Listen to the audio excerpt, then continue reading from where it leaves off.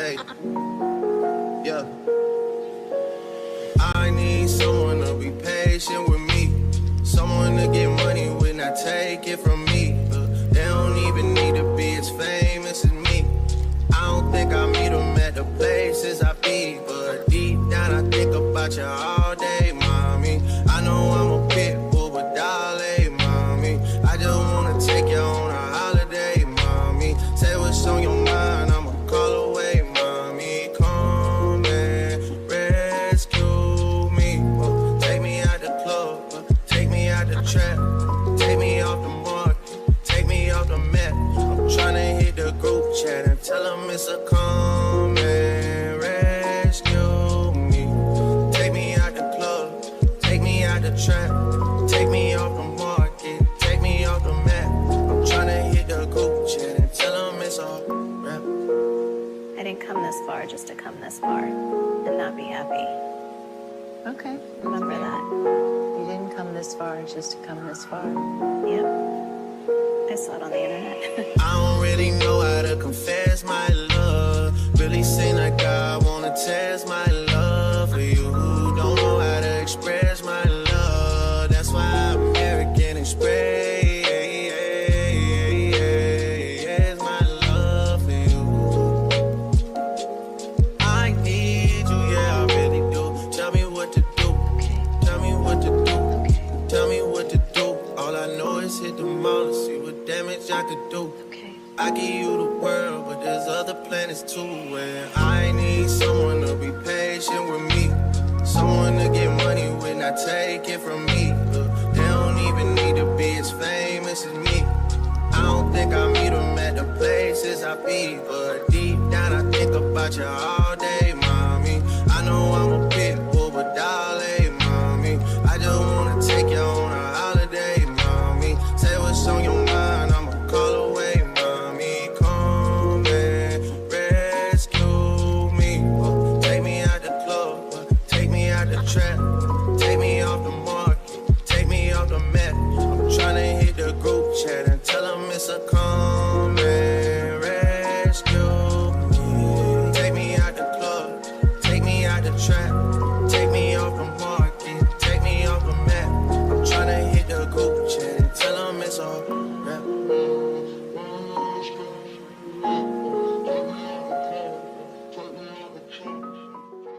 Run fast from a day job, running fast from the way it was. Jump quick to a paycheck, running back to the strip club. I'm never going back, never going back. No, you can't make me. Never going back, never going back. They never take me. I've been enough of petty dudes. I've had enough of shitty news.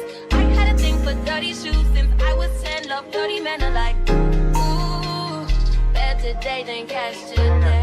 Ooh, I just take it day by day. Ooh, never hearing what they say. Ooh, I just do it my way. All I got is these broken clocks. I ain't got no time, just burning daylight. Still love and still love and still love and still love, still love, still love and still love and still love. Nothing but love for you. Nothing but love. Nothing but love.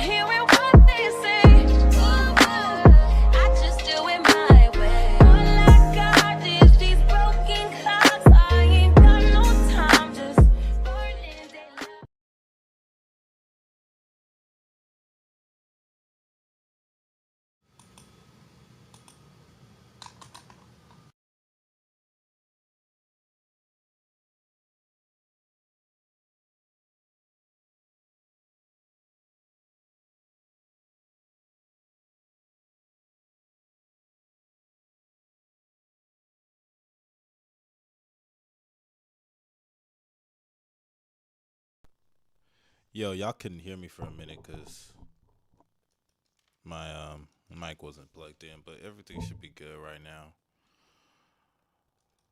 Oh, what's going on, Tube? It's been a while. It's been a while. A lot of things just going on right now in my life. Let me rate my seat up. What's going on, Tube? What's going on? We got a lot of things to talk about, for real. A lot of things to talk about.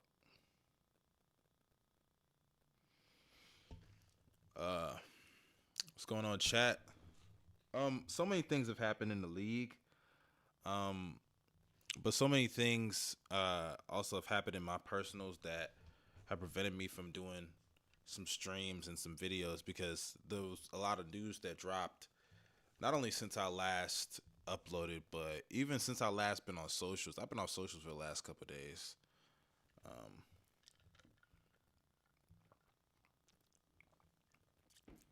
But basically, let me explain a little bit of things, chat. So a lot of things been happening in my personal life, so I wanted to take a longer step away from socials.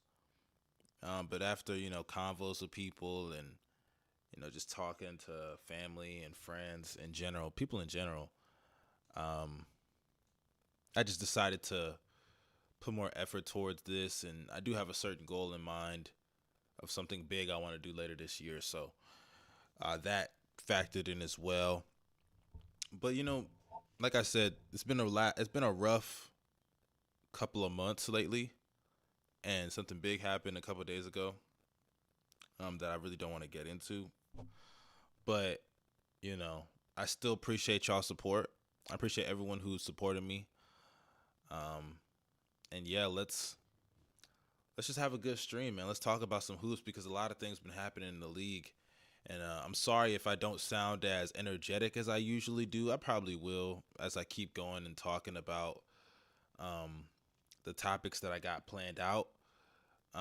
But just know if it doesn't sound like I'm in it, trust me, I'm doing my best. I'm trying to be in it as much as possible. It's just a lot of shit going on right now. But trust me, I am feeling a whole lot better than what I did before. Before it was a lot worse when it happened. But thankfully, I got a lot of good people in my life to motivate me and push me. So let's get on with these topics. You feel me? Let's get on with these topics. So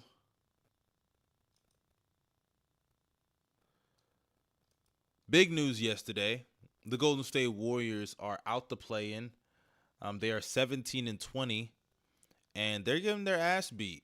It's been really bad. I'm gonna pull up a couple of things here, and people are celebrating, because the Warriors, as we know, oh shit, I didn't even know that shit was on the screen. You feel me? But as y'all know, the Warriors have dominated. Let me even put this up here. Move myself down there. But as y'all know, the Warriors have dominated. And because of the Warriors' domination, so many people are happy. They're praying. This is what people have prayed for. The Golden State Warriors' downfall. And their downfall, it's been rough to watch if you are a Warriors fan. I indeed am not a Golden State Warriors fan. Steph Curry is one of my favorite players. But, seeing the Warriors struggle like this, it's tough to watch because Curry's not playing well. Curry's not playing his best ball. But there's been a lot of things to come out of Golden State over the last week. After their loss yesterday, the Warriors are willing. I think they lost to the Pelicans, I believe. But it says the Warriors are willing to trade anyone but Steph Curry. That's what Shams reported, so that's legit. Another one, that's the same thing. Or at least that's the mindset. This one gives a little bit more clarity, but that's the mindset that they're willing to trade anyone but Steph Curry on the table. Here's the clip itself. In Golden State right now is everyone but Steph Curry is on the table. That's their mindset. Now, realistically, there's an asterisk, right? Like Klay Thompson, would they want to keep him long-term and keep him in Golden State? I think that's been their hope. They have not been able to reach a contract extension with him. We've talked about it.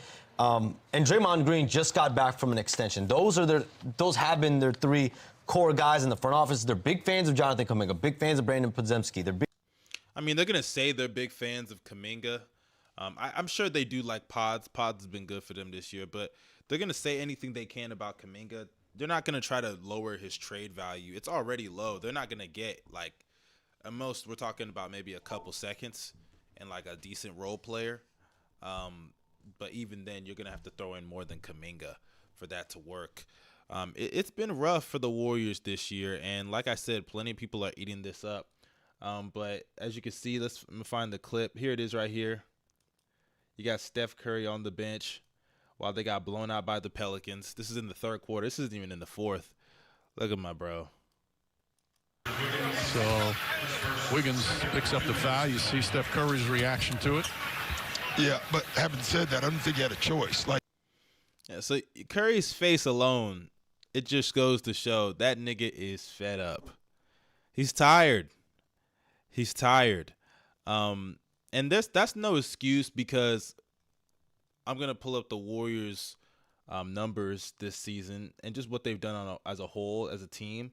Because, people are going to feel bad for Curry, and I definitely do sympathize or empathize with his situation, because it's not easy.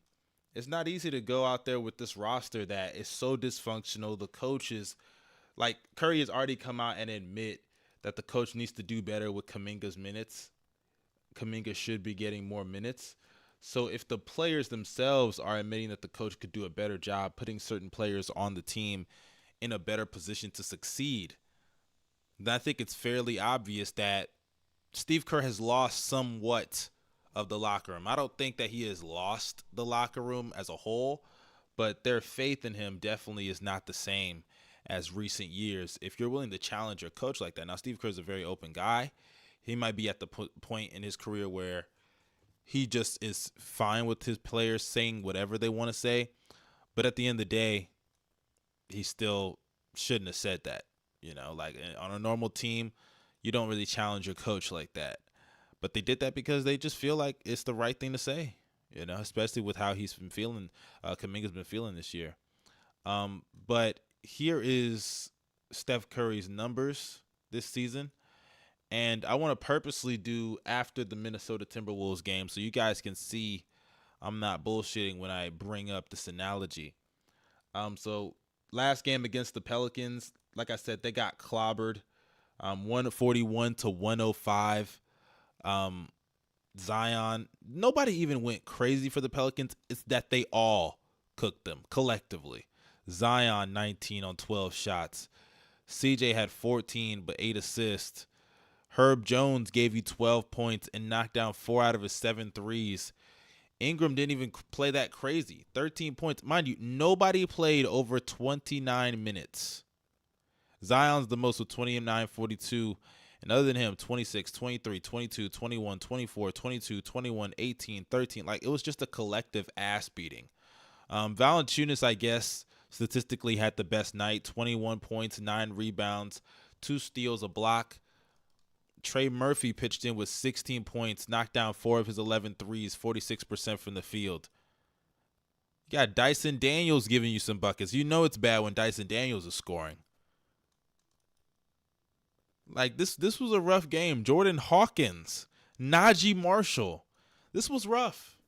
This was rough. If you're a Warriors fan, you could only sit back and just... Oh, man, not again. That's it. That's how you feeling if you're a Warriors fan right now. And then you go to the Warriors side of things. Steph played poorly, and people are going to shit on Steph or, like, feel bad for Steph. But if we're being honest, this was unacceptable. 15 points, 6 assists, 3 turnovers, 4 of 13 from the field. That's nasty. That's nasty. Curry has to be better. There's no excuse for this. And I know people can talk about, Klay being inconsistent and, Draymond not being there. But is Draymond really the cause of this? And I seriously mean that. Because, I mean, you look at the rest of this. Pods, 1 of 6. This nigga had one of the weirdest stat lines I've ever seen for a guard, by the way. 2 points, 2 assists, 9 rebounds. Nigga had a Dennis Rodman-ass stat line. And then Kuminga, 28 minutes, 12 points. You know, like, this is just not good. Moody, shout out to him, he hooped, but, you know, it's just empty stats, garbage time.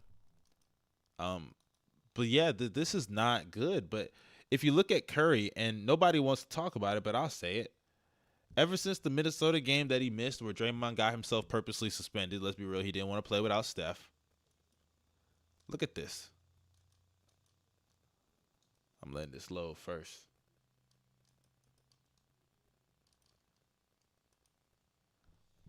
Curry's numbers, 25, 5, 4, 42, 37, 92% from the free throw line.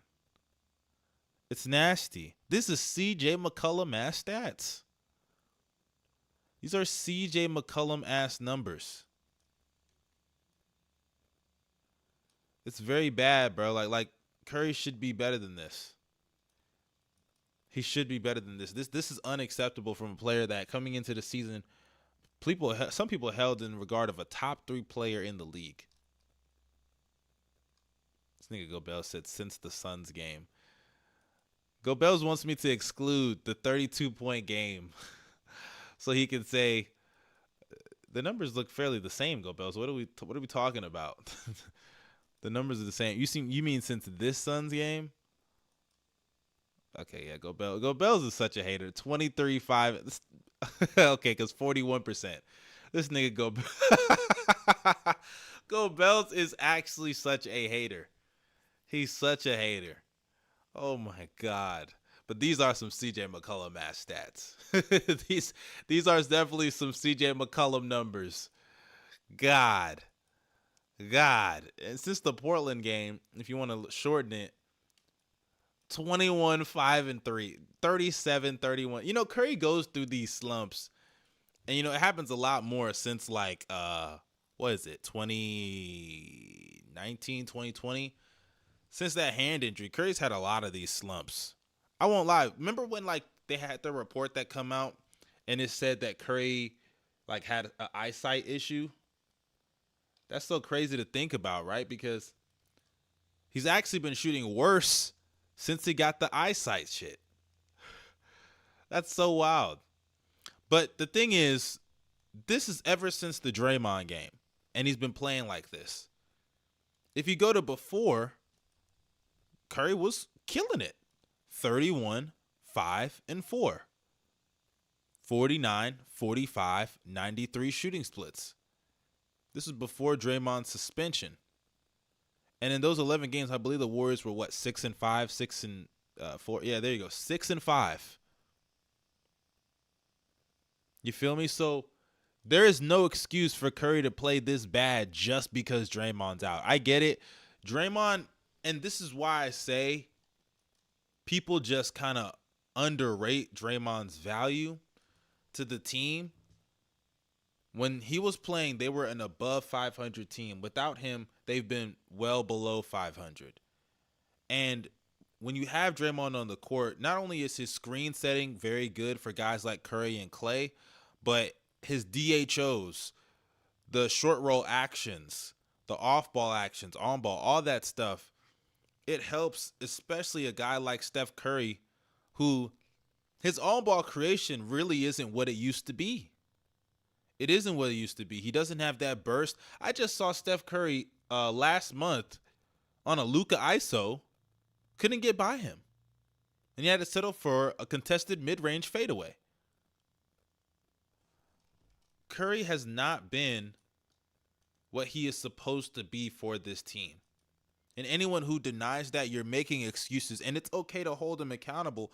Now, I don't think he's the Draymond merchant, but I do think Draymond there opens up a lot of his game and helps him play better. Because Curry has proven that he can play well even if Draymond's off the court or even before Draymond was a star. I think Curry already broke the three-point record without Dre. He's proven that. He's established the benefit of the doubt that a lot of this is just a slump. You know what I'm saying? So he's definitely got to be better. He's got to be better. And Warriors fans pointing to everybody else other than Curry, like you're making excuses. And you need to be better. He needs to be better because the way he's been playing has been unacceptable.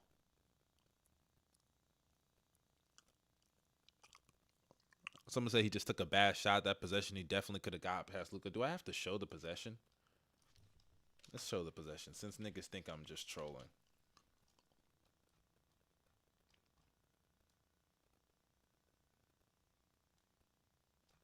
Let's pull it up. Since niggas think I'm trolling.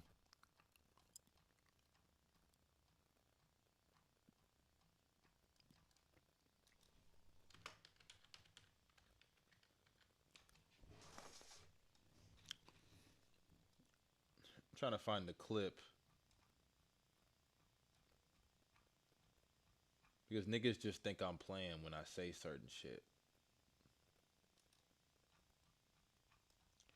Do I gotta scroll? Man, how long ago was that? That Mavs and Warriors game. Was that really that long ago?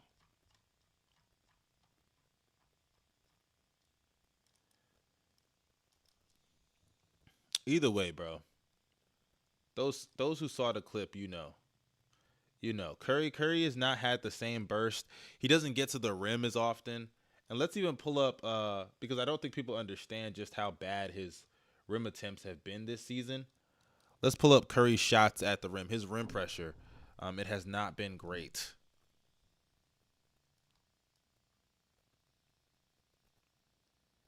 And it's not just about the percentages. It's about what it's looked like in the volume. There it is right here. Curry has taken 66 shots at the rim. And for a guy that has played 35 games, I think that's less than 2 shots at the rim a game for Curry. His mid-range has been fantastic. Not crazy volume, but fantastic. But look at all of this and then compare it to how much the above the break three is, or just the threes in general. Now, Curry's going to take his threes, but he is literally turning into just a shooter. And when you're so jump shot reliant, I don't know if you can be a number one. Now, do I think Curry can be a number one? Yeah, I do. But I think when you have a team like this, especially without Draymond, and you got to rely on guys like Klay Thompson to be consistent, who's never really been consistent. Andrew Wiggins has just seemingly forgotten how to play basketball at points in the season. He's had his moments here and there, but he seemingly just, look at that. 12 points a game on 11 shots a game. And I rounded up there. 42% shooting from the field. 30% shooting from three. 69% at the free throw line. That's nasty. That's nasty. And then Kuminga, 23 minutes a game. And that leads into what I wanted to talk about with the young guys. Because everybody is getting on Kuminga for making certain things public. And I definitely do think there's a lot of truth to that. There definitely are things I think Kuminga should keep in-house. But we have to be realistic and we have to empathize with the fact that this is a human being.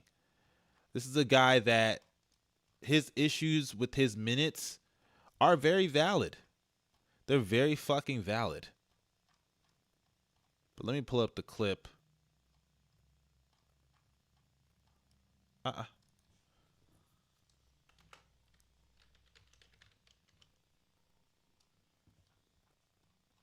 Where the hell is it, bro?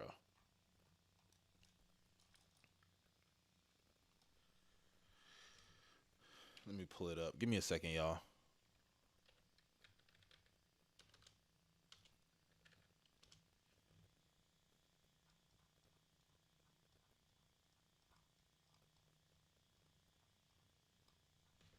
First of all, did y'all see Jonathan Kuminga's chop? Let me show y'all. That chop, bro, when I tell you this dude looked like, look at him. He looks like an immigrant. First of all, the hairline is just insanely bad. Secondly, that hoe is skinned. It's like that man walked into a Nigerian barbershop. Actually, no. That nigga went to his dad and asked for a chop. He went to his dad and he asked for a haircut.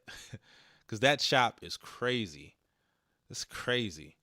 I think he's like Congolese, right? So it would make sense, you know, African dad probably just gave that nigga a chop. But where the hell is it? So, you know, it's here. I'll find it. Here it is right here. Jonathan Kuminga has lost all faith in Steve Kerr helping him reach his full potential. Now, I can understand that. I can completely understand that because if you go to Jonathan Kuminga's draft class, right? Let me pull it up here. If you go to Jonathan Kuminga's draft class, by the way, we got 127 people in here. Oh man, not again.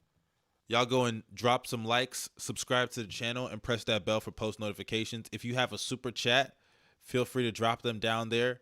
I respond to every super chat, read your questions, read your comments, all of that. And if I have time, I'll do a Q&A at the end of the stream. So appreciate you guys for being here. Let's keep it going. But Jonathan Kuminga, if you go to his draft class, he's in the 21 draft class with Cade and Mobley and Scotty. All these guys have opportunities to do things that Kuminga doesn't. Cade, he's a primary ball handler. Jalen Green has been one of the primary ball handlers of the Rockets. He's a starter on a team that's trying to make the playoffs this year. Evan Mobley, a DPOY caliber player, been a starter from day one. Scotty Barnes, I don't know if he was an instant starter. Let me see. Yeah, instant starter. And he was a raw prospect coming into the league. Jalen Suggs, instant starter. Had to work his way back into the starting lineup, but had opportunities to do so. Josh Giddey, as trash as he is, had opportunities from day one. Hell, even below him in the draft, Franz Wagner. Was he an instant starter? I'm not sure. I think he was an instant starter. If not, he started pretty soon. Yeah, instant starter.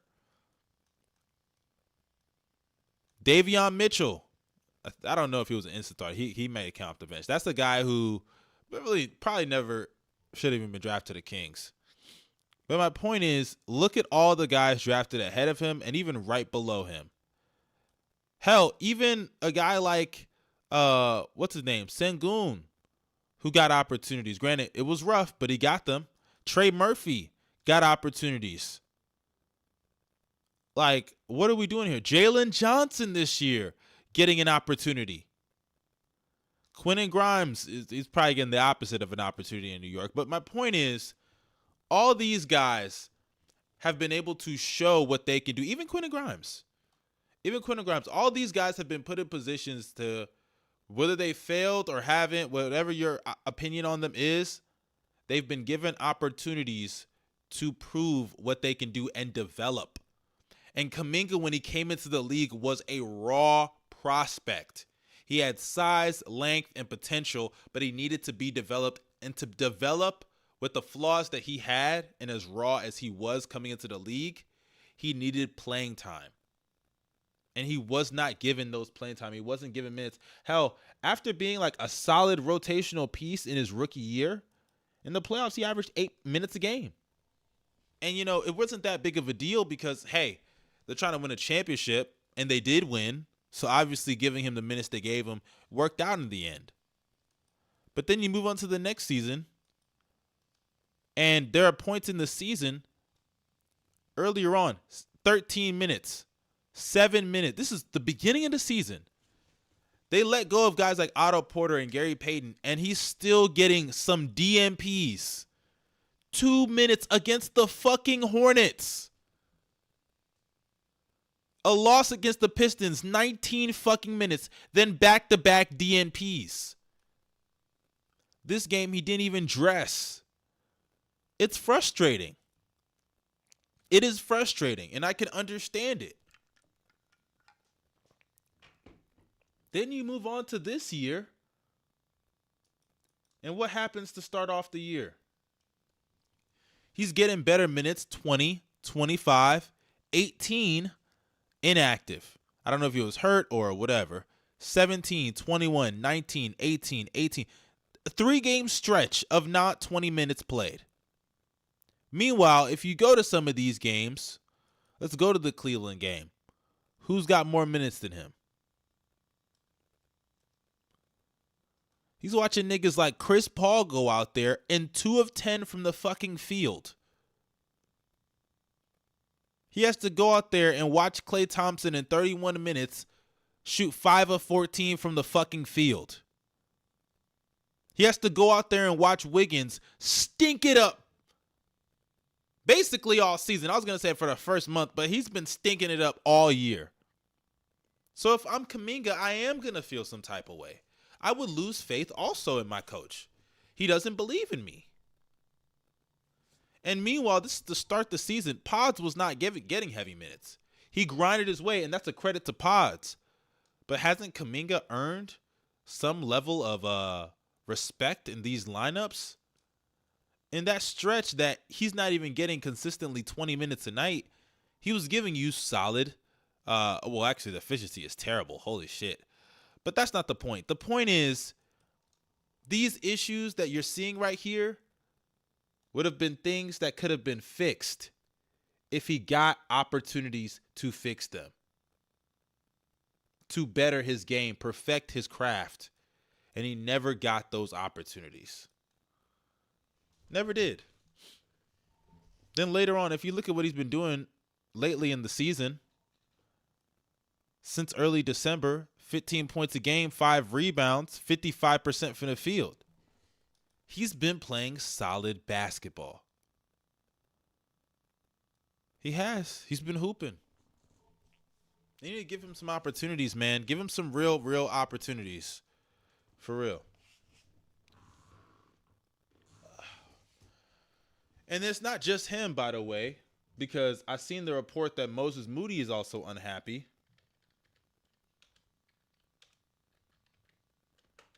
Let me pull it up.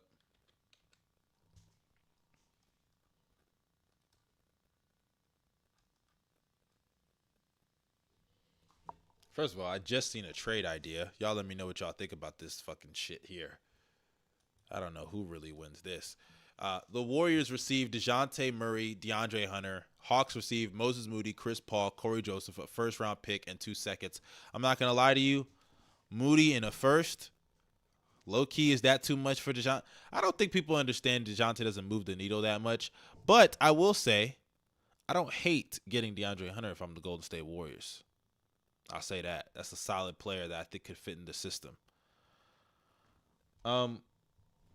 But let me keep going. I'm trying to find the report. Basically, there was a report about Moses Moody, and here it is right here.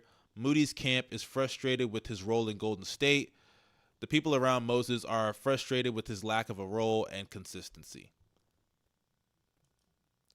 Honestly, I understand it too.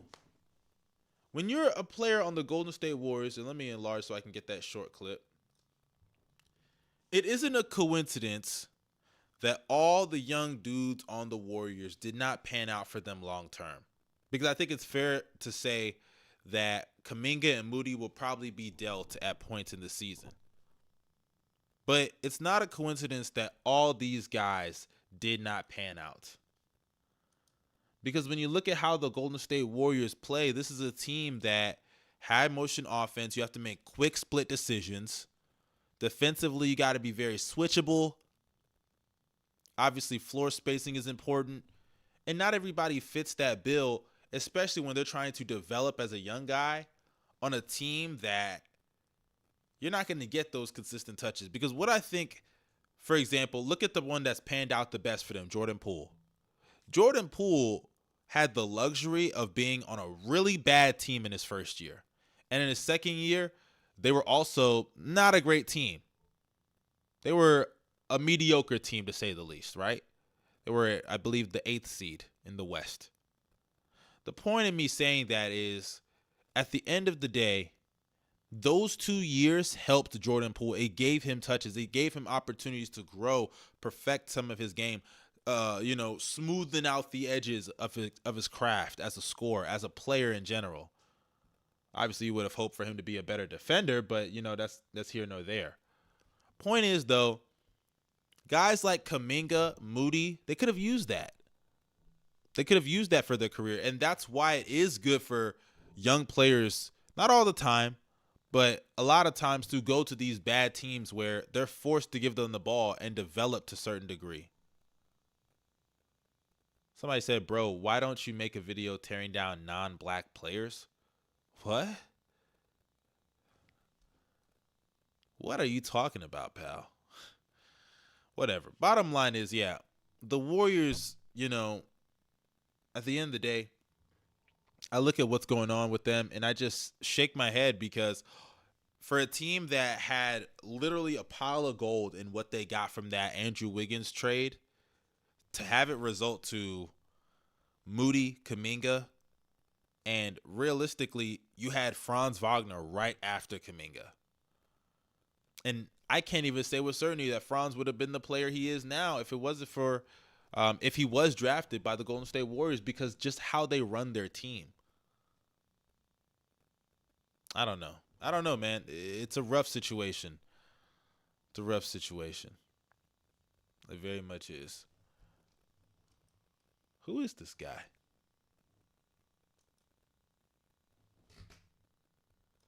Answer questions, clown? I only answer questions of people that drop super chats, unless I really, really fuck with you in your question. And your question was really goofy. So yeah, it's plain and simple.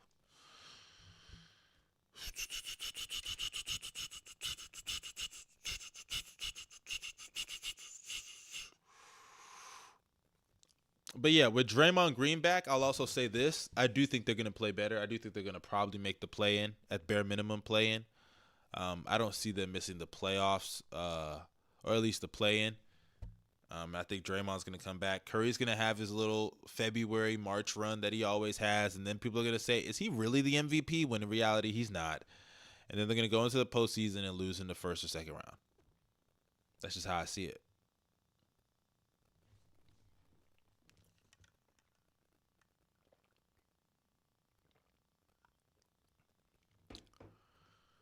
Whew.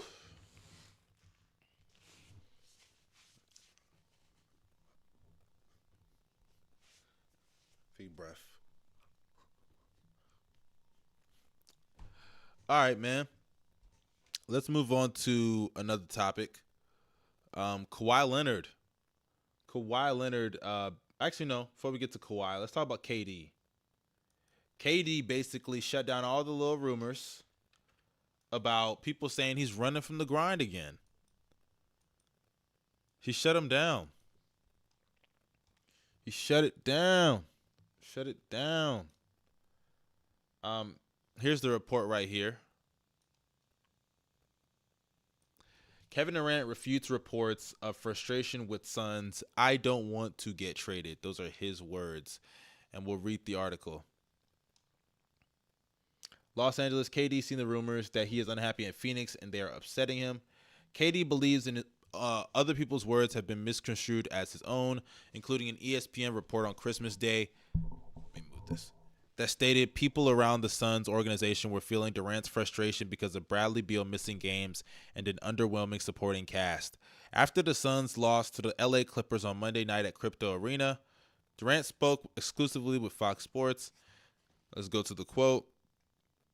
I don't want to get traded, Durant said. I'm not frustrated because Brad is injured, or was injured, I should say. I wasn't frustrated because of the role players on the team. That shit really was ignorant to me. You know what I'm saying? It's like, yeah, we lose a game. You think I'm supposed to be happy after we lose a game? You know what I'm saying? I'm not frustrated with the whole situation. I may be frustrated at the moment at a bad play or a tough stretch, but nah, I enjoy the grind. Interesting. You know, let me enlarge. Pause. You know, when it comes to Kevin Durant, and I've said this before, he can be very indecisive. And KD has proven that he will run from a challenge at times. He's even said it himself. He said, I am not a leader. For those who don't know, you can Google it. He said it. This is not my words. These are his own words. He said he's not a leader. He's not the face of the franchise. He doesn't want that pressure on him. But, you know, I think KD is just trying to say what he can to protect the locker room. I don't know what's happening back there. I don't know what he actually is trying to say or what message he's trying to. I think what he's trying to send to the locker room actually is more so like, look, like I got y'all back. I'm not the one leaking these stories.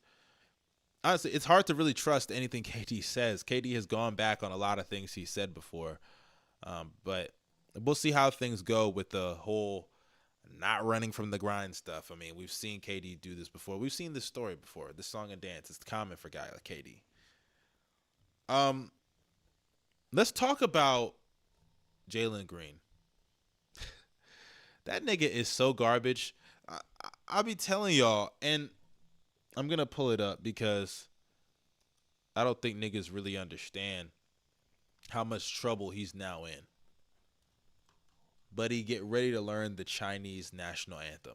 今天看起墙上写着秦香莲的32岁了装个当朝驸马郎的旗帜王啊满皇上的会2岁了装个当朝今天看起墙上写着秦香莲的32岁了装个当朝驸马郎的旗帜王啊满皇上的会2岁了装个当 Buddy, get ready, buddy. Get ready.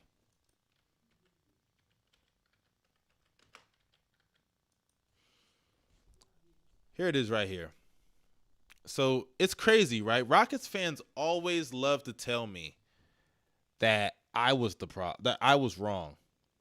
They always let us say, hey, man, you know, y'all just don't let young dudes develop. Y'all are so ready to call dudes a bust. Well, I'll tell you this. This is the guy that's on the road to being a bust. Rockets fans did this shit where Jalen Green had like a 3-game stretch where he went crazy for one game and it carried his efficiency for the other 2. Here it is right here in December and then January 1st. Nigga had averaged 25, 5 and 5, 3 assists. Actually, not even 5 and 5, 25, 5 and 3, 51, 53, 67. It was a 3-game stretch, and in those 3 games, one of those games he shot 40% from the field because he just lucked into making 6 threes. Loser. Bum. Since those 3 games, in the last 5 games, he has reverted back to the Jalen Green that we all know and love, an inefficient shot chucker.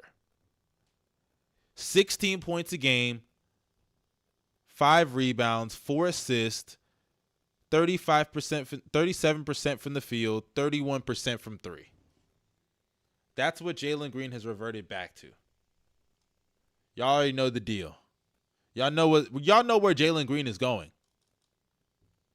今天看起墙上写着秦香莲的32岁了装个当朝驸马郎的旗帜王啊满皇上的会2岁了装个当朝今天看起墙上写着秦香莲的32岁了装个当朝驸马郎的旗帜王啊满皇上的会2岁了装个当 That nigga stinks.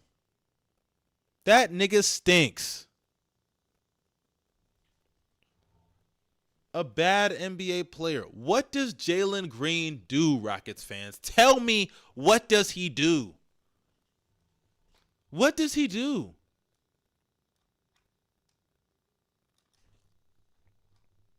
You look at this team. The Rockets are a top 5 defense in the league and a bottom 10 offense in the league. Jalen, 40% from the field, 17 points. Dylan Brooks, he's hooping. Jabari, he's hooping. Sengun, of course, he's hooping. Van Vliet, not great or consistent as a scorer, but he's playing solid. Tari, he's hooping. Tate's giving you decent minutes. But who's the common denominator of ass? Jalen fucking Green. And I wanted to talk about this because Cam Whitmore has been getting a lot more minutes as of late. And if you look at what Cam Whitmore's been doing in that time frame that Jalen's been there, playing like shit. 12 points a game, 3 rebounds, 53% from the field, 47% from 3.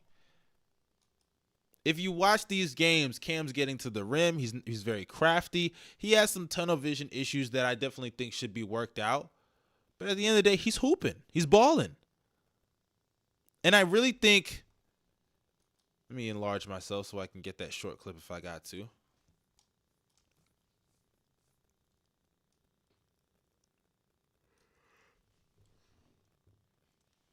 But yeah, I really do think that Jalen Green did not start the season, or at least Cam Whitmore did not start the season playing full-time off the bench, and he was sent to the G League to not put pressure on Jalen. But they saw how bad Jalen's been, and they're like, you know what, bruh? Maybe pressure's what he needs. Maybe pressure's what he needs to get that spark under his ass.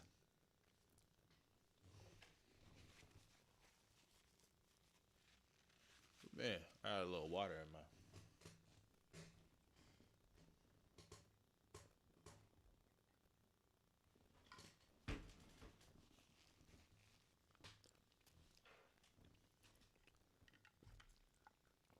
But yeah, the nigga is just not good. And I'm glad Cam Whitmore's come back and he's getting the legitimate minutes. He played 33 minutes yesterday. 33 minutes in an overtime loss against my Bulls, of course, which we'll get to later. But yeah, Jalen Green is bad at the sport, and he is another Jordan Clarkson archetype motherfucker. And he's gonna eventually be a bench player. What's gonna happen is he's gonna play this year out. The Rockets will eventually trade him next year or the year after that. Who knows? He's gonna bounce back. He's gonna bounce around team to team, find a team that's like a mid-pack to upper mid-pack team in the East or West. Be a 6-man, win 6-man of the year, and everybody's gonna like him again, just like Jordan fucking Clarkson. I'm telling you. I'm fucking telling you.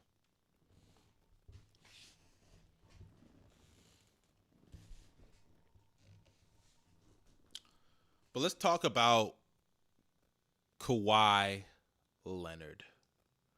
Kawhi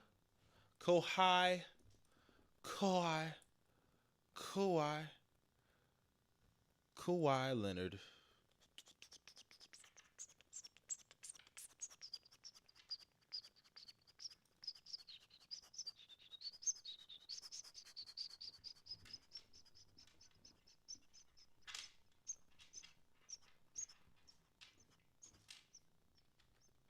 So, for those who don't know, Kawhi Leonard, seeing how they've been playing lately, said, fuck it.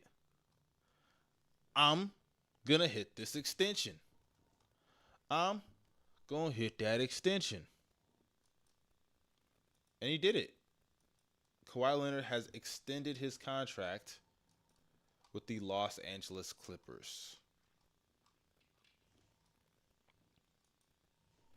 As you guys can see. Oh, wrong one. Actually, I could just leave that on the screen. There you go. Kawhi Leonard has signed an extension with the Los Angeles Clippers. Team says.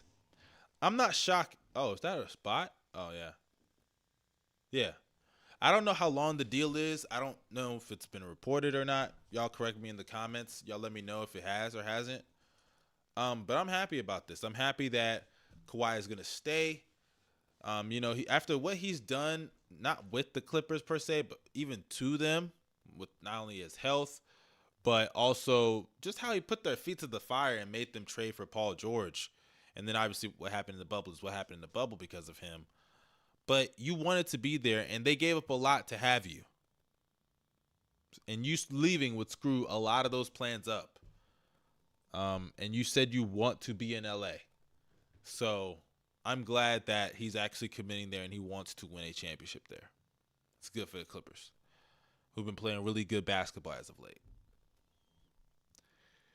Another topic that I missed while I was gone. Ja Morant is out for the season. Yes, you heard me correct. Ja Morant is out for the fucking season. it's been rough to see what the Grizzlies have gone through over the last couple weeks. Here it is right here. Not weeks, actually. This 10 months.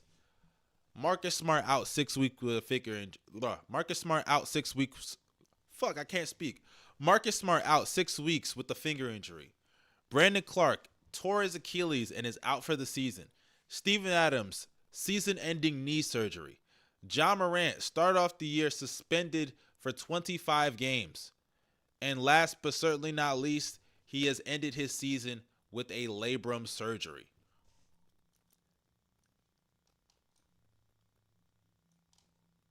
Yeah, let me enlarge myself. I think it's tough to see not only what the Grizzlies, but Ja Morant in particular has gone through, because this is a guy that lost out on a lot of money because of the fact that he did what he did, he missed out on All-NBA, and now this year missing out on All-NBA again. And granted, he wasn't going to get it because he already missed 25 games. But it's rough to see. He only played a couple games, and in those games, he looked really well. He looked like he brought like a new life to the Memphis Grizzlies. They were winning some games while he was playing. They had a winning record when he was on the court. The problem is, obviously, another injury just kills their season dead. And if you're the Grizzlies, honestly, I'd move off some of those players, trade Marcus Smart, get something back in return, and I would just tank. I'd tank. Get some assets while you can. Maybe next offseason, somebody comes available. You make a play for them, pair them with Ja, and you move from there. And not just Ja, but Triple J is also still there, who's one of the best young guys, one of the best players, period, in the league this year. In general, not even just this year. Last year he was great too. So yeah, it's bittersweet news for the Grizzlies, because they're gonna do something that they probably were gonna have to do all along, which is tank and get some assets to build around Ja for the future. Yeah, it's definitely over now. It's definitely over. Their season is definitely over. But speaking of seasons, that brings me to my final topic. My boys, the Chicago Bulls.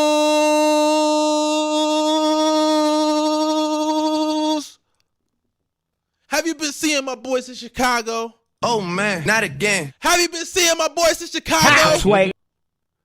Have you been seeing my boys in Chicago? That's what I'm talking about. That's why he's the MVP. That's why he's the GOAT. The GOAT. Let me show y'all. Look, we still out the playoffs. We're the 9th seed. But things have been looking a lot better. When it gets better. Right? That Don Toliver song. But things have been looking a whole lot better. And let me show y'all.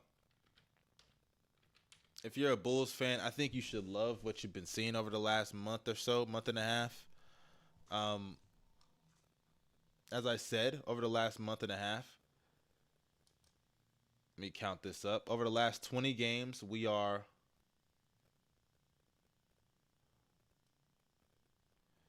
13-7 over the last 20 games. And on top of that, the boy himself, the boy wonder, Kobe White, in that time span has been phenomenal. Phenomenal. Before the last 20 games, we were 5-14. We were out the play-in. We were one of the worst teams in the fucking association, right? And even right now, or even then at that time, we got a super chat. Oh man, not again. DP Senpai, appreciate you. Should the Grizzlies trade this pick or draft it? It depends. I mean, this draft class, if they were to get the first pick, you may want to keep that. I don't really know too much about this draft class, but everybody's been calling it weak and trash. You know, we'll see going forward. A lot of people say that every year, and then it just ends up being one of the better draft classes. So I want to see if they were to end up getting the first pick. From what I've seen with Alex Sarr, isn't he like another Evan Mobley kind of guy?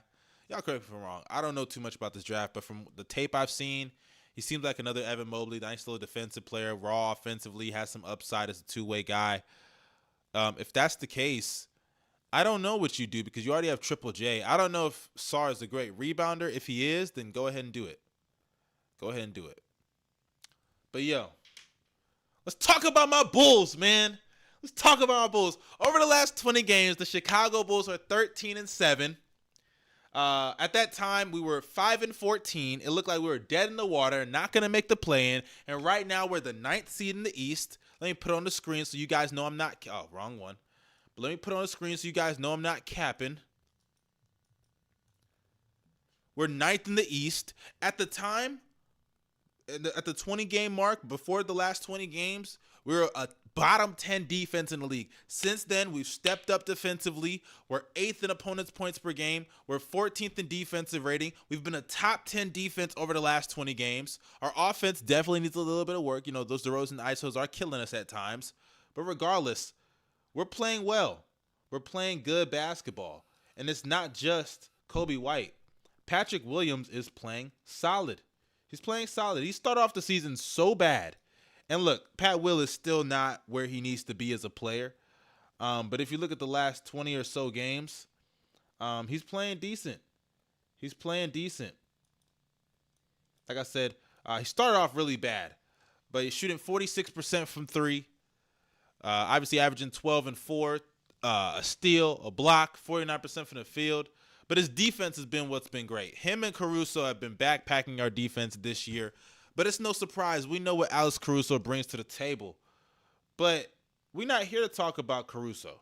We're not here to talk about Caruso. We're going to talk about Caruso in a little bit because we got to move some assets around. But look at what my boy Kobe White has been doing. Look at what my boy Kobe White has been doing. He's been doing the thing that the kids call these days cooking. That's what I'm talking about. That's why he's the MVP. That's why he's the GOAT. The GOAT. Look at them numbers. Oh, man, not again. 23 points a game, 6 assists, 6 rebounds, 47% from the field, 42% from three, 82% at the free throw line. Niggas talking to me about Derek White being an all-star. I seen a tweet today. Let me just put it up. Let me put it up what I seen today.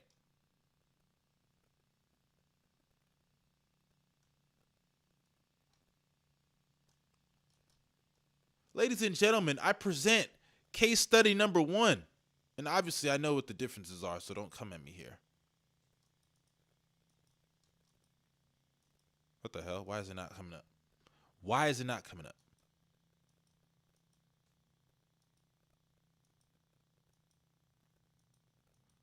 Okay, what the hell? That just made me so mad. I don't know what that was about. There it is. I seen some shit. I seen this today. Shout out to Lonnie. Love Lonnie. She's cooking.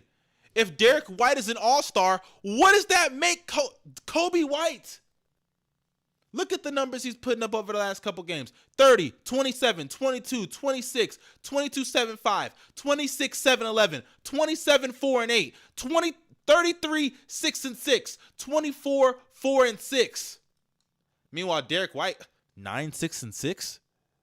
The Draymond Green special, 13, 4, and 6. 7, 5, and 2 is all-star caliber. Couldn't be Kobe. 28-6. I'll give that to him. He's hooping. 37-7. Cool. Fake game. Back to normal. 10, 5, and 4. 19, 4, and 8. 19 points is a mediocre game for Kobe White now. 14, 5, and 3. And then you got this guy here talking about there's more to basketball than scoring, and he puts up plus fucking minus. Get out of here with that shit. I'm sorry that Kobe's not playing with Jason Tatum, Jaylen Brown, Al Horford, Porzingis. I'm sorry he's not playing with Drew Holiday 2 in his backcourt. Fuck out of here. Miss me with that plus minus bullshit, nigga. Miss me with that bullshit. You a tourist. This ain't what you want. This ain't what you want. Miss me with that bullshit. Like, come on, man. Get out of here with that plus minus fucking bullshit stat. I remember one year Boban led the league in plus minus. Weak ass shit. Or maybe that was PR. Y'all get my point though. He bended that stat to his favor. And I'm not saying plus minus can't be used, but when we're talking about a nigga like Derek White leading the fucking league in plus minus, we must contextualize that. We must do that. You're on a great offensive and defensive team. I believe top 5 offense, top 10 defense, the best record in the East. You're winning a lot of these games as a team collectively. You're playing a big role, but it's a team effort. Why the fuck should you be an all-star? Why the fuck should I care about his plus minus as a reason for why he should be an all-star over a nigga like Trae Young? Get out of here, man. That's bullshit. That's bullshit. Kobe is on his inner Michael Jordan shit right now. The only thing about Kobe that I will criticize, though, is he's not a great finisher. I think he's shooting below 60% at the rim. Not a great mid-range shooter. He's a very jump shot reliant player from 3. I would have to look up what his mid-range has been looking better as of late. His finishing's been looking better as of late. I mean, he has a nice little floater. But as far as like his rim pressure per se, I would like to see him focus a little more on that. But things could be better if they move DeMar DeRozan. DeRozan is really taking away a lot of opportunities that could be for guys like Kobe White at the end of games to clutch up. You know, I really do think DeRozan, I'm not saying DeRozan's a bad player, but he needs to be moved. He needs to be moved, man. Come on. We need to focus on guys like him and also guys like, what's his name? Patrick Williams. They need those opportunities to get better. So even if we move off them, so we can approximate their value correctly. And we can't do that with DeMar DeRozan on the fucking team. We can't do that with him on the team. We got to get him out of here. We got to get him off the team. And it's no knock on DeRozan. It isn't. Same with LaVine. LaVine has to go too. I've been waiting and waiting and fucking waiting for them to move Zach LaVine. What's taking them so long? What's taking them so long? And honestly, that feeds into an issue with guys like Zach LaVine. Zach LaVine is not as valuable to the league as a lot of people think. The whole high volume scoring guard that really contributes in a mediocre way everywhere across the board. Not a great playmaker, not a great defender, but he's a bucket, right? As good as LaVine is as a scorer, there just isn't that much value in trading a lot of assets or even a good chunk of assets for a guy like Zach LaVine on the contract that he has. Then you throw in the fact that he's injury prone. His trade value just isn't as high as I think a lot of people, including the Bulls front office, or even Zach LaVine himself thought when he and the Bulls came to agreement that they were going to look for a trade. I love LaVine. I got his jersey in my closet. I fuck with him. But at the end of the day, bro just isn't at the level he thinks he is, or the league may, or a lot of fans, or the Bulls thought he is, or at least with his perceived value. Like I said, injury prone with that contract, and the value of his archetype has gone down dramatically over the last couple of years. A guy like Emmanuel Quickley has more value on the trade market, in my opinion, than a guy like Zach LaVine, because he's younger, better contract, more manageable, and he offers you more potential in the future. You don't really know what he's going to be, but you know he's going to be better. Zach LaVine is who he is. He is supposed to be now his final form, basically, and that's what he is. He's a high-volume scoring guard that doesn't contribute in other areas to make up the difference for what he lacks, even like offensively, right? Like, he's not a great playmaker. He's not a great defender, and we just went over that, so I don't gotta repeat myself. Bottom line is, LaVine he's not that guy. He's not that guy, and the longer he stays on this team, the more of a distraction he's gonna be. Just move him. Even if you have to get pennies on the dollar for him, you gotta move him. Not only for his sake, but the team. What kind of cloud do you want hanging over the organization of this unhappy star? We know he's not happy. I wouldn't be happy either.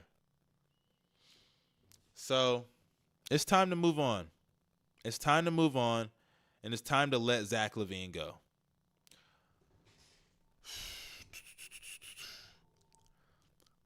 Let's do a Q&A.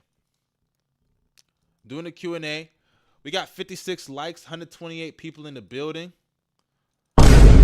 Y'all, let's get them likes up. Let's get them likes up. Let me put a Q&A.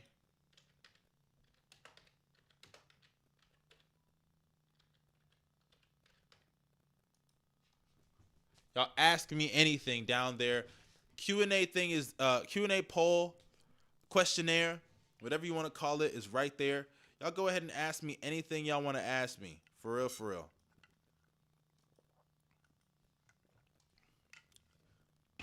Let's get them likes up, though, while everybody's asking. Let's try to get to 100 likes by the end of this stream. We at 60.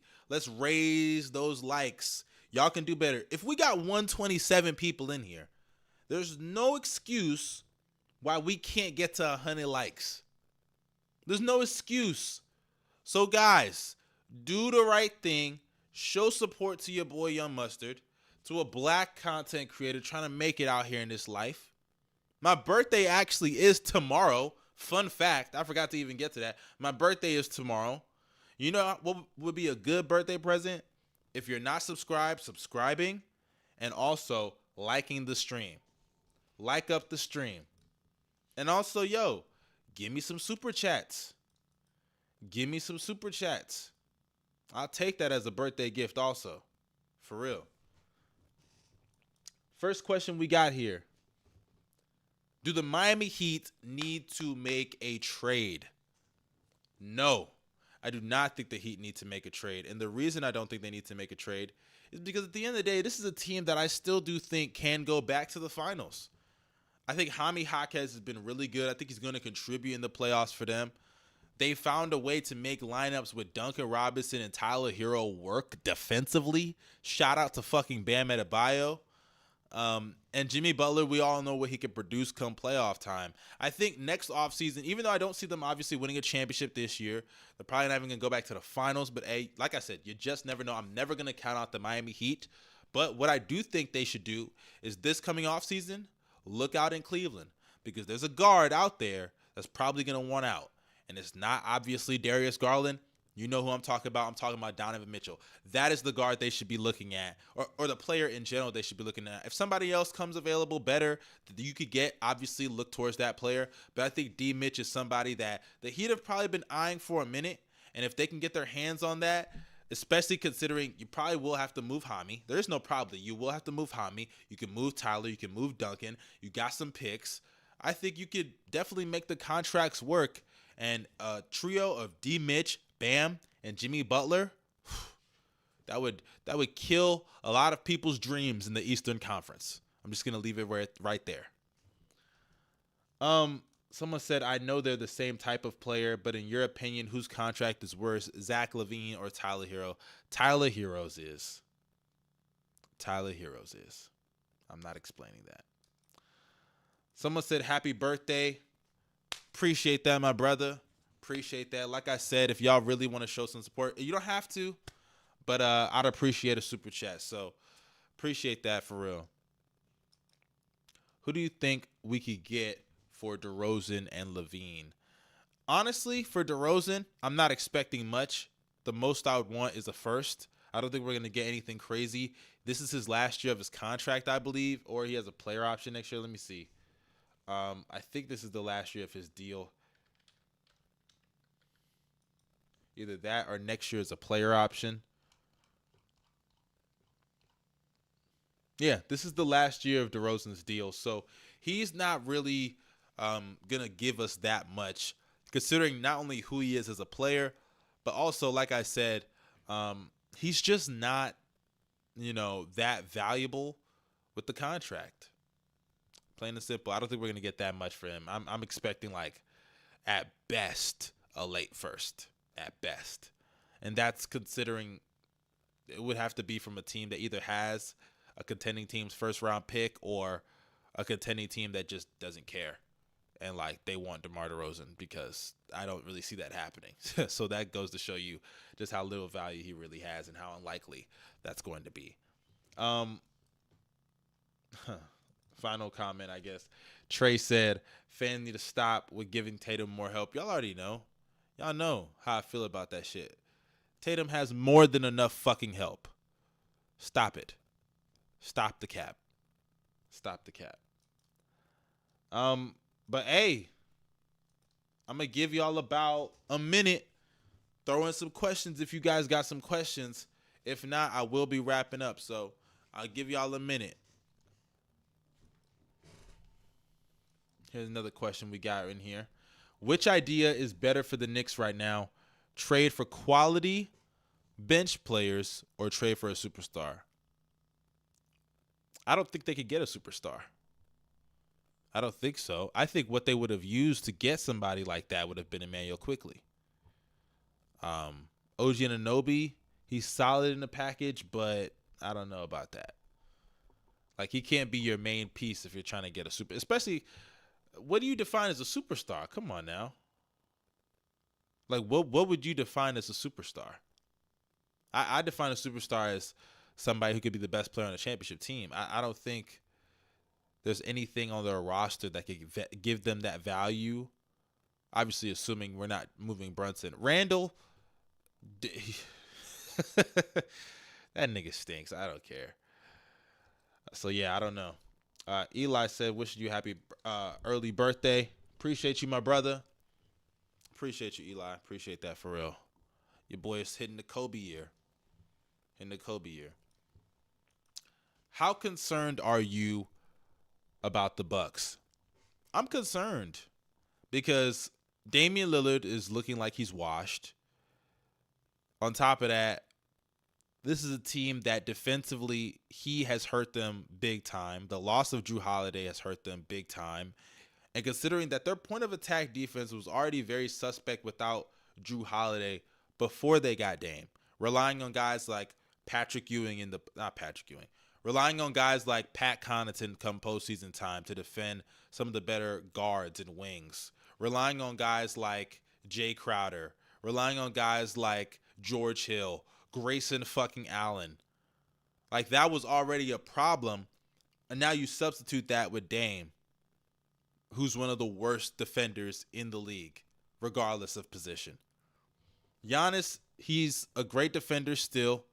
Brook Lopez still a real good rim protector, but they cannot do everything. They cannot go out there and switch on all five positions. They can't go out there and do everything defensively. They've got to be better. I got a super chat here though. You said the Heat have the potential to go back to the finals, but do you believe that they'll win? If not, what do they have to do? Happy birthday. Appreciate that, the messenger. Honestly, appreciate that. Oh man, not again. Real nigga.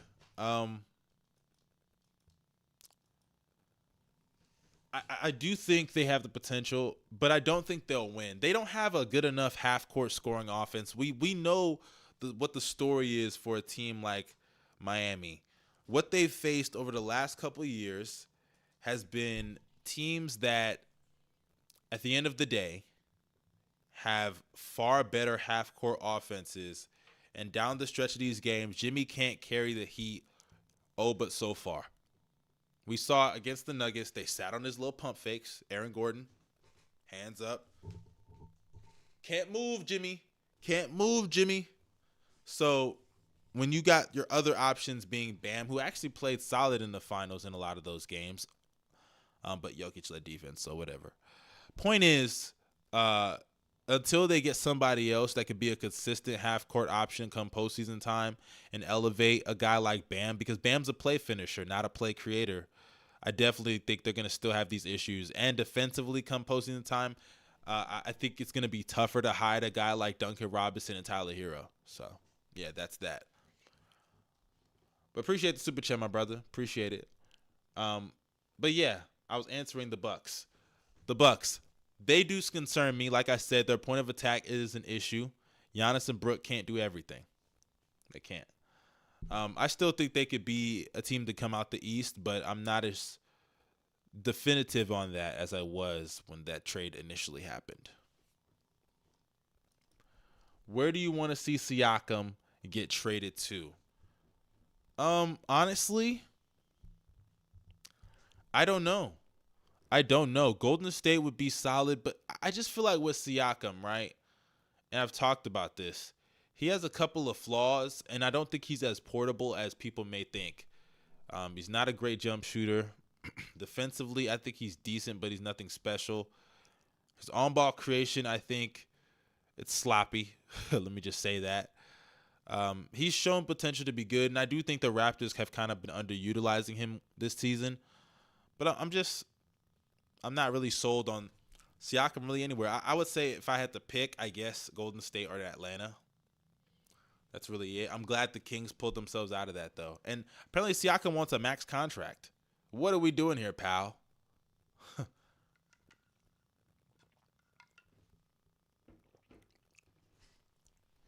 And yes, I know RJ has been hooping in Toronto. The shit is fake, though. Can we see Ant winning MVP in the next couple seasons? Definitely. I could see that. I do think people are kind of jumping the gun with Ant when they say he's for sure the next face of the league. You know, you got to give that time. Ant could literally end up becoming just another Donovan Mitchell. Just some volume scorer. Obviously, he's a better defender, but just another good scorer in the league. Nothing special. Not a top 10 guy. I think people need to adjust their expectations for Ant just a little bit. I mean, you're hearing Michael Jordan comps. You're hearing serious Michael Jordan comps. You're hearing like he's going to be the next face of the league. He's a great player. Really, really good young player. But not all young players who can jump out the gym and are good scorers are going to be the next Michael Jordan. Okay, let's slow that down. It's the same thing how people thought Zach LaVine was going to be the next Kobe. Remember that? Those were real convos people had. So I would slow down on that. What type of trades do you think the Mavericks need to make to help them move the needle? A Siakam deal actually would be solid for them. I actually think that would be a good pickup for them. I don't blame that at all. So yeah. Yeah, I don't blame that at all. Let's see. Let me do one more question. It's from Eli. NFL questions. Who do you think will win it all this year? And thoughts on the New Orleans Pelicans. As far as the NFL, hold up. As a dark horse, okay. You know who I think is a dark horse who I actually think has a legitimate shot? I'm going to say the Rams. I think the Rams have been on a roll. I think Matthew Stafford, obviously he's experienced. He's made some incredible throws as he does every single year, it feels like. He's been one of the most, I don't want to say under the radar QBs because I think people know he's had a really good season, but I thought he actually had a legitimate case for comeback player of the year. People thought he was washed. I thought he was washed last year. He didn't look good. Then he got hurt and he's older. The team isn't what they used to be in the Super Bowl year. They lost Odell. You know, there were definitely some things that need to be worked out. But regardless, he's bounced back and had a really good season this year. Threw for over 4,000 yards, I think 25 plus touchdowns. I think they could actually make a run at potentially a Super Bowl appearance. Sounds crazy, but I really do think the Rams are like that. The defense has been solid. And Sean McVay, I'll never not trust him with what he can cook up as a play caller, especially, at least primarily offensively. That Shanahan tree is dangerous. But yeah. Let's do one more. Do you think Jimmy's complete playoff run from last year was overrated? No, but in the moment I kind of did because I was hearing people say it was going to be like the greatest playoff run ever. Like that was kind of crazy. So in the moment, I guess it kind of did, but nah, looking back on it, no, I don't think it's overrated. But appreciate you guys for the questions. Appreciate all of that. Appreciate y'all for the birthday wishes. If you have any super chats that you want to drop for me, I'd appreciate it. Not gonna force y'all though, because y'all showing up here and dropping a like on the stream, watching the stream. It's been great. It's been a great birthday gift before my actual birthday next or tomorrow when I get some gifts. So you guys, appreciate y'all. Like I said, let me even drop this. This is for y'all. That's what I'm talking about! That's why he's the MVP! That's why he's the GOAT! The GOAT! The GOAT! Yeah, you guys, y'all the GOATs. Y'all the real GOATs, for real. Honestly, I always say I would not be where I am if it wasn't for you guys. So appreciate that. Someone said dark horse team to make Super Bowl. I already said the Rams. I guess for AFC, let's see, AFC dark horse. Let's say who would be a dark horse? Buffalo. I think Buffalo. They've been on a hot streak also. Momentum matters a lot in football. Sometimes you come in rolling like that, you could really catch fire and just win it all. I learned from the New York Giants. But yeah, I think my dark horse would be the Bills and the Rams. But the picks I have are the Chiefs and the 49ers, a Super Bowl rematch from 2 years ago or 3 years ago, what year it was.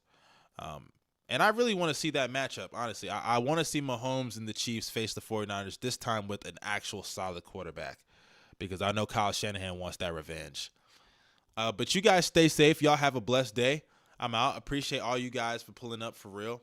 Y'all some real ones. Y'all be easy. Peace.